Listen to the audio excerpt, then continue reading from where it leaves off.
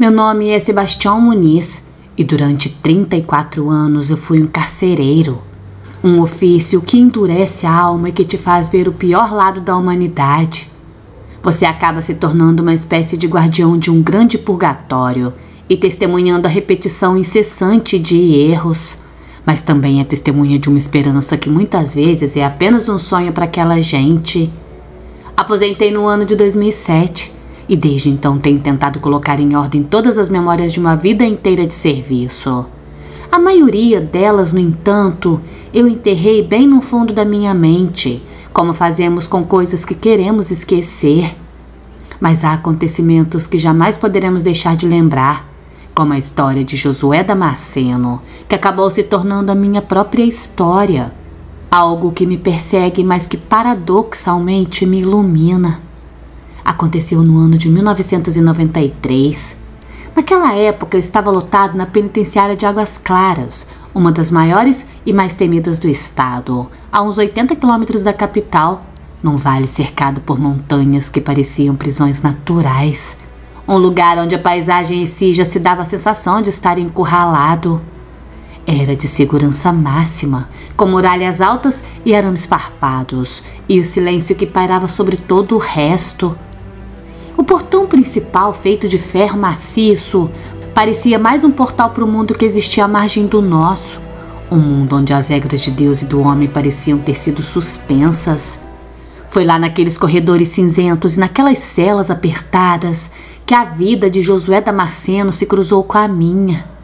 Ele tinha 32 anos, preso por triplo homicídio e condenado a 40 anos de prisão.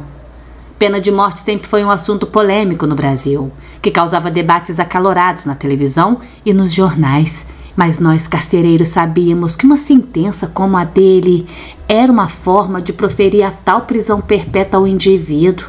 Era sabendo que o cara morreria ali dentro de um jeito ou de outro, ou de velhice ou de uma doença, simplesmente da desesperança. Morria aos poucos, a cada nascer do sol que eu encontrava atrás daquelas grades. Josué era diferente dos outros presos.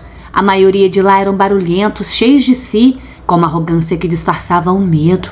Mas esse não. Ele era calado, introspectivo, sempre com um livro na mão, devorando as páginas como se buscasse uma resposta para algo que nem ele mesmo sabia. Não eram livros de autoajuda, nem de aventura. Eram romances de autores estrangeiros, filosofia e poesia. Coisas que na época eu pensava que não combinavam com a brutalidade do ambiente. Josué tinha um olhar vago, como quem já tinha aceitado ter perdido todo o resto do mundo, que a existência dele era apenas um rascunho sem sentido. Mas por baixo de toda aquela melancolia não parecia um homem perigoso. Nunca o vi agredir ninguém. O mais perto de violência que eu vi nele foi uma conversa mais acalorada com um dos carcereiros sobre a qualidade da comida, mas que logo se desfez num grande silêncio e em seguida um pedido sincero de desculpas. A única coisa que o homem fazia com frequência quase ritualística era a oração. Eu sempre o via de joelhos naquele chão frio da cela, com as mãos unidas e olhos fechados, parecendo estar conversando com alguém que só ele podia ver. A fé dele era algo notável, uma presença física naqueles corredores de pedra. A cela que ele ficava tinha o número 5, um cubículo de concreto com uma janela gradeada que dava para o pátio interno, um lugar onde a luz do sol parecia ter até medo de entrar. Era uma cela como qualquer outra ali, mas com o tempo a aura de Josué a tornou diferente. Os presos ruins evitavam aquele lugar. Os carcereiros a tratavam com cautela desnecessária, diziam que havia uma energia diferente. Era o espaço de um homem que parecia habitar um mundo à parte, um universo de silêncio e reflexão no meio do caos. Foi naquela cela de número 5 que tudo aconteceu, menina Luísa, que um mundo desconhecido para mim se manifestou bem diante dos meus olhos. Uma semana antes do acontecido, Josué foi avisado que seria transferido para outra penitenciária, uma ao qual os presos temiam, até mesmo os piores deles. Estávamos lotados aquele ano e essas transferências era algo bem comum. Mas nenhum de nós carcereiros entendeu quando entre os transferidos estava Josué. O comportamento dele não se aplicava aos demais, aqueles que queríamos nos ver livres. Isso geralmente acontecia aos presos de altíssima periculosidade. Mas nós estávamos lá apenas para cumprir nosso dever e manter a ordem, não para questionar. Oferecíamos então a todos que iriam partir um pedido especial antes da partida, algo que eles desejassem muito, uma visita especial, uma comida melhor, exatamente como acontece quando alguém será executado fora do Brasil. Josué fez um pedido estranho para nós. Pediu que trouxessem um padre. Para nós aquilo soou muito incomum. Ele não estava doente e nem nós o mataríamos, apenas seria transferido. Mas com a sua insistência fizemos o que ele pediu. Chamamos o padre, cujo nome era Alfredo, um homem de meia idade com cabelos grisalhos e olhar cansado, mas que era bem conhecido na casa por sua bondade e capacidade de ouvir os presos. Ele já tinha visitado a penitenciária várias vezes e conhecia bem a dureza do lugar, assim como a alma dos homens que lá viviam. A conversa daqueles dois durou cerca de 1 hora, Luísa. Deixei-os a sós como pediu o protocolo, me posicionando do lado de fora, fazendo vez por outra a ronda. Eu não pude ouvir nada, apenas o silêncio que se formava ao redor da cela dele. Um silêncio diferente, como se o ar tivesse sido sugado por um vácuo. Quando o padre saiu, ele estava pálido. A cor de seu rosto havia desaparecido. Em seus olhos, antes cheios de compaixão, estava agora cheios de uma perplexidade que eu não soube decifrar. Parou à minha frente com uma voz triste e acabou perguntando: "Esse rapaz, ele tem alguma coisa, não tem? Eu não consegui decifrar o quê. Você já notou também?" Eu neguei. Achava diferente dos outros, mas apenas isso, mais nada. Se eu parasse para contar para o padre o tanto de caladões que já passaram por ali e as crueldades que eles cometeram, o padre não aguentaria escutar. Naquela noite, as luzes da cela 5 começaram a piscar. Não as luzes do pavilhão todo, essas funcionavam normalmente, mas as da cela de Damasceno. Elas piscavam, fraquejavam, como se estivessem sendo sugadas por uma energia que não víamos. Uma interrupção da normalidade que, num lugar rigidamente organizado, se tornou perturbador. Os guardas do plantão da madrugada começaram a ouvir sussurros vindo do corredor e das celas. Foram lá ver e viram que as vozes eram indistintas, mas uma delas era clara. Era Tarcísio, um preso que ficava de frente para a cela de Josué. Ele murmurava apontando assustado para a cela 5, jurando que havia uma luz azulada do lado de dentro. No entanto, quando os carcereiros olharam, não havia nada, apenas Josué deitado em sua cama, com os olhos fechados e orando. Quando me contaram aquilo, eu achei que fosse paranoia.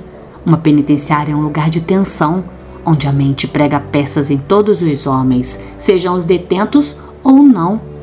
Atribuí as visões de Tarcísio ao vento que entrava pelas frestas das janelas e à luz que vinha do pátio, a tal luz azulada de que ele tanto falava. Podia ser até um reflexo da lua. Mas não posso deixar de falar sobre o meu corpo todo arrepiado quando parei de frente da cela 5. Era como se uma força invisível estivesse me observando dali.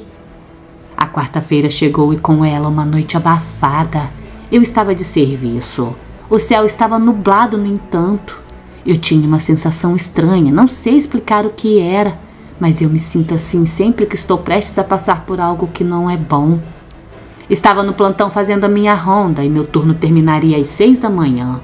Por volta das 2 eu estava próximo da cela de Josué. O que eu ainda não sabia é que estava prestes a presenciar algo que mudaria para sempre a minha percepção deste mundo.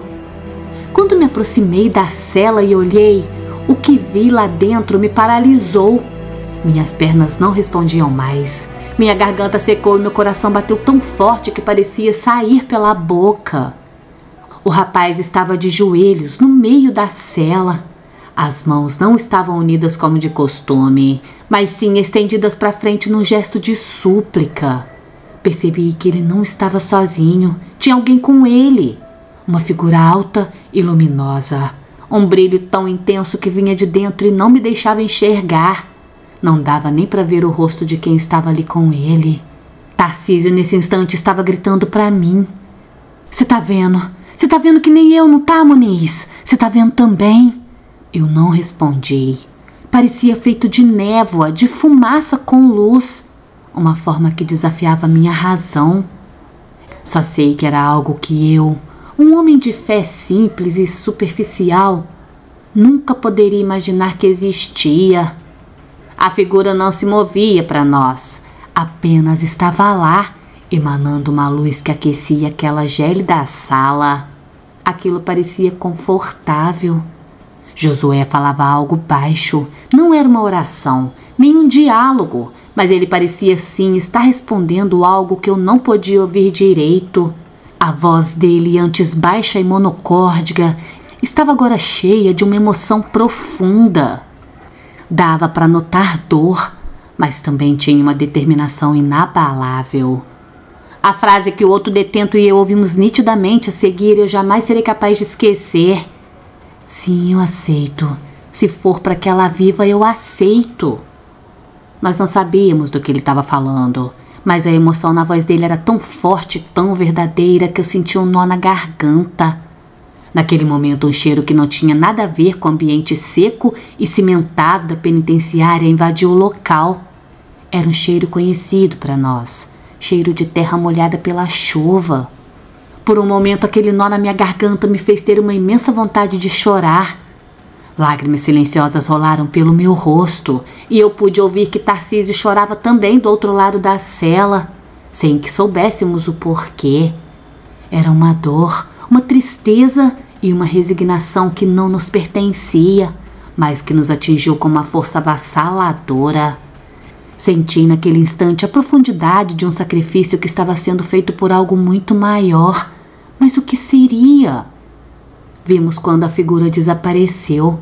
Não foi um sumiço abrupto, mas uma desintegração lenta, como se estivesse sendo absorvida pela parede da cela. Josué, exausto, olhou para nós e caiu de lado na cama, inconsciente. Entrei imediatamente na cela e tentei acordá-lo, mas não consegui. Chamei pelos outros e levamos ele para a enfermaria. No dia seguinte, quando acordou, estava tranquilo. O mesmo Josué de sempre, com um olhar melancólico, mas com uma serenidade que eu nunca tinha visto. Parecia que ele tinha se livrado de um peso que o oprimia. Quando passei na frente da cela mais tarde, ele sorriu para mim, um sorriso que eu nunca tinha visto naquele rosto, um sorriso que parecia ter finalmente paz. Ela tá viva, senhor. Virei-me para ele de volta e perguntei. Ela quem? Ao qual ele apenas respondeu. Deus sabe, senhor. Deus sabe. Ele falou apontando para cima. 3 dias depois aconteceu algo surpreendente ali. Ele recebeu a visita de uma mulher com uma criança, alguém que nunca tinha ido visitá-lo.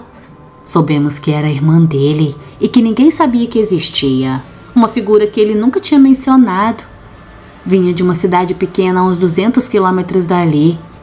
Estava de carona e desesperada. Queria lhe contar algo e tinha um brilho de esperança nos olhos.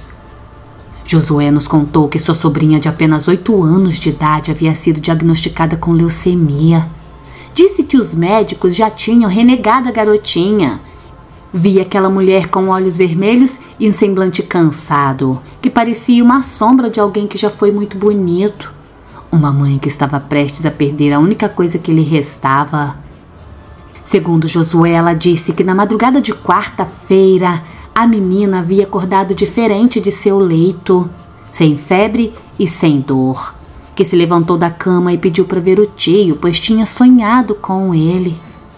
No dia seguinte, diante da melhora de sua filha, a mãe a teria levado ao médico e, ao examinar, não havia vestígios algum da doença.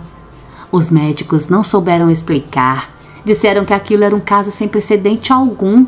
O sangue da menina estava limpo. Quando soube daquela história, o nó na minha garganta voltou. As lágrimas também. Eu finalmente entendi. Ele tinha trocado a própria vida pela da sobrinha. Mas por quê? Quem era Josué Damasceno afinal? Um assassino triplamente qualificado que reza e dá a vida a Deus em sacrifício por uma criança? No sábado, Josué foi encontrado morto em sua cama. Sofreu uma parada cardíaca, sozinho durante a noite. A cena era quase banal para uma penitenciária. Morte é algo tão comum por lá. Mas aquela foi diferente. Josué estava bem, saudável. Mas eu já imaginava que algo assim pudesse acontecer. Naquela noite abafada na cela número 5, ele havia feito um acordo com alguém e pagou com a própria vida. Tarcísio, o preso que assistiu a tudo igual a mim, falou que um anjo tinha visitado ele antes de partir. Depois dessa história, todo mundo queria ir para aquela cela. Achavam que encontraria a salvação ali dentro. Para evitar confusão, nós tivemos que lacrá-la e não destiná-la a ninguém. O que eu vivi naquele emprego naquela noite mudou tudo que eu acreditava. Nunca mais eu duvidei da fé de ninguém. Nunca mais abri a boca para falar que milagres eram bobagens ou coisas de gente em desespero. O que eu assisti foi uma troca quase impossível. Uma escolha que transcendeu a razão e a lógica humana. E isso eu vou carregar comigo até o fim dos meus dias. Aquela lembrança às vezes me assombra, Luísa, mas também me consola. Tenho certeza agora de que mesmo nos lugares mais sombrios, a luz da fé ainda pode brilhar e que às vezes um homem pode ser mais do que apenas a soma de seus erros. Algumas pessoas ali dentro diziam que Josué foi condenado injustamente, que ele era inocente, que a irmã daquela família que foi morta havia reconhecido um homem errado. A mulher chorava dizendo que a justiça do Brasil era falha, mas que a de Deus nunca erra.